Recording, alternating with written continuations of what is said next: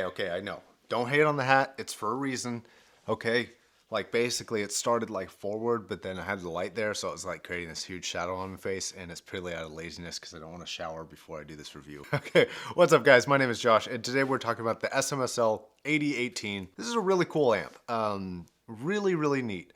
For 140, 150-ish bucks, I think it's one of the best deals in audio right now. And I say that wholeheartedly, like I really mean that. And I'll kind of go over a little bit as to why I feel that way and why I'm kind of flabbergasted that I don't see this on more recommendations lists. Okay, so let's start off what you get in the box. You get a remote, you get the device, which is hooked up right now, and I'm too lazy to pull it out because it's kind of a pain in the butt. I'll do it with B-roll. And you get the device itself, and then a power brick that is the same size as the device itself, so keep that in mind. You're gonna have to hide that somewhere. And I've hid it behind the TV stand. I'm too lazy to pull it out to show you, so just take my word for it, okay? It's like the laziest review I've ever done. Okay, so it comes in like this metal housing. It's fairly lightweight, but it feels solid. You have a power button on the front and a volume knob all in one, and then a 3.5mm output for headphones on the front. Now switching over to the back, you have the 24-volt input as well as a optical input, a micro USB input, a coaxial input, and an 3.5mm input. So that's a lot of options. Oh, and it's got Bluetooth. Oh, and then it looks like it has NFC. Now, I don't have an NFC device, so I can't test it, tell you if it works, but it looks like it has it. In my experience, I've always known NFC to be like a really close thing. Like you need to take one phone and another phone and like touch them. So I don't know if this works the same way, if it's different, or if it's even the same NFC that I'm thinking it is.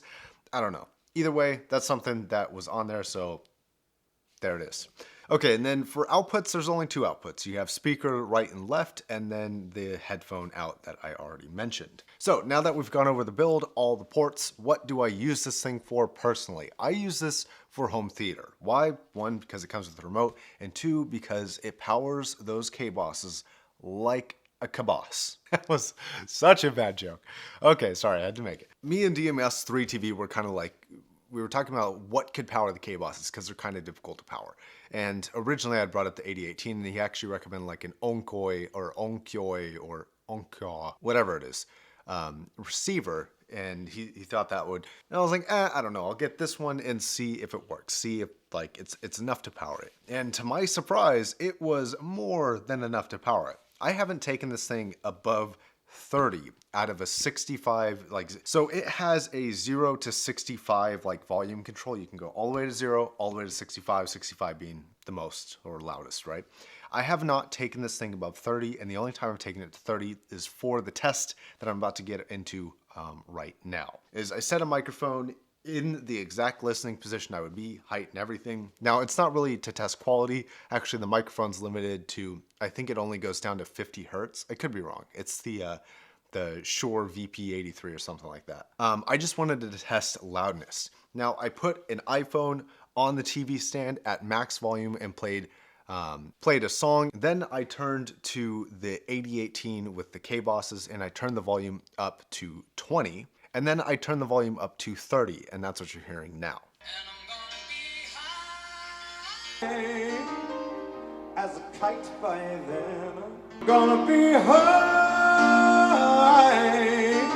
So I don't want to talk about like room acoustics or anything like that. That's not important. I just want to talk about pure volume, and I'll get into sound in a second. It has enough volume to power it by a lot. And I think that you could take a speaker that was half as efficient as these, which are not very efficient and to begin with. But if you took a speaker that is half as efficient with these, you'd still be able to happily power them without ever having to max out your amp here. And I was really excited for the speakers because that was the first thing I tested out. And then I plugged a headphone into it. Now, the headphones, a little bit of a different story. They were able to power M1060s, HC600s, M40Xs just fine. They could power all of those, but those are all relatively efficient. The 600s being the least efficient of the group, but still it was able to power them. Then I plugged in T50RPs, and I maxed out the volume, which on headphones it only goes to 35 instead of 65 like it does for speakers. It was to the point where I would say it was loud. It wasn't overbearingly loud, but usually with amps, when you get to the very end, there's a little bit of distortion that happens. This amp is no different. So I don't recommend it if you have a pair of headphones that requires basically a nuclear reactor to power. But if that isn't a problem for you and you have relatively efficient headphones, then even for a headphone amp, this thing is great, especially because it has USB and optical, which are great for desktop use, so you don't have to use like the onboard sound memory if you're using like a 3.5 millimeter. And the lack of power for headphones is gonna be legitimately the only serious gripe I have with it. I have one other small gripe that is, you know, not that big of a deal, but I'll get more into that when I go over what this remote does in a second. So real quick, before I get into that, how does it sound? It's a very clear amp. Like, it's not the most transparent amp I've ever heard, but it has a lot of clarity and detail behind it. And I really, really like that because I'm like a detail whore when it comes to audio. I like all the detail that I can get, all the detail that I can take in. That's why I listen to audio a little bit louder than I should. It is cleaner and bassier than the Shipful of 2, although the Shipful of 2 is actually a little bit more powerful regarding the headphone, but that doesn't come with half the things that this has, which kind of brings up the main benefit of this thing is like the price per performance and options that you get. You can power speakers off this, you can power headphones off this, you can do Bluetooth, you can do apparently NFC, you know, optical, all those inputs that I already discussed. You have options, and you have a ton of options, and none of them take priority, which is kind of something that, again, I'll get into with the remote, is that you can have everything hooked up and just select what you want to play. So real quick, getting back to sound for the speakers, how does it sound? Very full-bodied, actually. For both speakers and headphones, unlike that little .3, which feels a little bit limited in the lower end. It's very good with the upper end and the mid-range, but regarding like mid-bass and sub-bass doesn't quite get there. With the K-Bosses, which are kind of what I would consider like a bass-heavy reference sound, if that's even a thing, it was like right in the sweet spot for those. The Yamaha never sounded as good. The other receiver that I tried, I can't remember the name of it right now, never sounded as good as this thing sounds. And this thing is really, really impressive, especially for $144, including all the other options that you get. And one of the benefits is the form factor. I mean, yes, you have to deal with the power brick, but compared to the size of a full receiver, like it's nothing compared to that. And so size to performance and cost to performance, it's all just really, really impressive. Like I really can't speak highly enough about it. Okay, now on to where things start getting complicated and a little bit weird. So on this remote, you have a power button, a mute button, which work as displayed.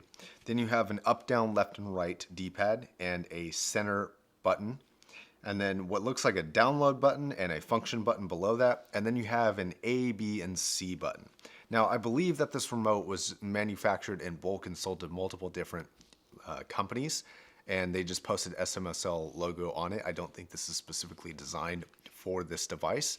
One, because half the settings don't make any sense, and two, because of the A, B, and C down at the bottom, which I'll cover first. B and C don't do anything. I don't know if you can hook them up to a device. I'm not sure how to do that. You might have to find who manufactures this remote and see if you can hook it up to another device. But the amp is set up for A, and if you accidentally click B or C, the remote will not work until you click that A button again. So that's the only thing that it does. It's just a profile selection tool, and you have to keep it on A because it doesn't go to anything else. And then the download and the function button. Now, they both do things that you can access with the center button, but I'll just go over separately what they do. So the download button cycles the input. The function button cycles EQ profiles, being SDB, S-Bass, H-Rock, L-Rock, Jazz, Country, Rap, and then finally EQ off, which is where I've been leaving it. I haven't even tested the other settings, so that might be a little bit of a surprise for you to test when you get this device. And then if you go to the center button, there is actually an area where you can specifically just adjust from 0 to 10 and 0 to -10 on both bass and treble independently. And if you use the center button, it kind of scrolls through. So it has your input selection, your output selection, your EQ adjustment, and then your bass and treble adjustment. And then if you keep clicking the center button, eventually you'll get to the color profile, which you can select with right and left to make it either green, blue, red, white, or purple. And then you press it one last time and it'll get you over to volume. So it's not really the clearest remote ever. Like you can kind of figure it out and you can kind of learn what things do. And if the remote hasn't been pressed for about like 4 or 5 seconds, the up and down setting will generically just adjusts the volume respectively. And then there's one quirk and one thing that I wish it did that it doesn't. The first quirk being that in the input selections, it has optical 1 and optical 2. There's only one optical 1 and it's listed as optical 2.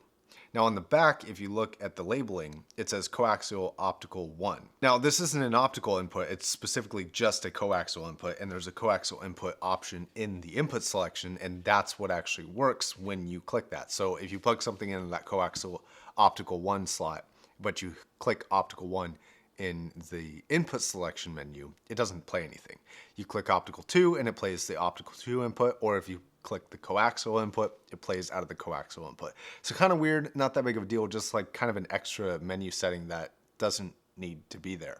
And also it's listed on the back, which it doesn't need to be there. And then the thing that I wish it did that it doesn't is it doesn't automatically switch the output device. And there's kind of a caveat to this caveat. What I wish it did was it plays out of the speakers if they're plugged in, and then as soon as you plug in a headphone, it stops playing out of the speakers and plugs into playing out of the headphones. Now, I kind of wish there was a setting in the menu where you could say you want it to play out of both in the menu, but I'm willing to let that one go. But if it did do the automatic switching, what they would need to do is have a setting to save whatever your previous volume level is based off your output device. So let's say you had your speakers set to 10 and your headphones set to 20. Plug in the headphones, it's set to 20, take out the headphones, the volume automatically adjusts back to 10. That way you don't blow up either a pair of headphones because the volume will go from 0 to 65 for speakers. And if you put it at 65 for speakers and then you plug in a headphone and it plays at max volume, if you got efficient headphones, they're gonna break. And vice versa. If you put 35 for headphones and then you unplug the headphones and it's playing 35 out of the speakers, there are a lot of speakers that are a lot more efficient than that, and if you got one of them, it would break those speakers, I promise you. It's really, really powerful despite its small stature. It's like Tyrion Lannister from Game of Thrones. Think of it like that. It's small in stature, but you should never underestimate it because it can do a lot of stuff. All right, I think that pretty much covers all the bases. I know this review has been long enough, so thank you for sticking with me. If you would like to follow me on Instagram, the link is down below. An Amazon affiliate link is down below as well. I cannot speak highly enough about that device. I bought it for myself for complete transparency, and I love it. I use it every single day, and it's wonderful. And also, if you would like to support me on Patreon, I would definitely appreciate that if you can spare the coin. Until next time, guys, my name is Josh. I'm sorry for the backwards hat. I will see you guys in the next video. Stay safe, don't drown, don't do anything your mom would approve of. You know the drill. Peace.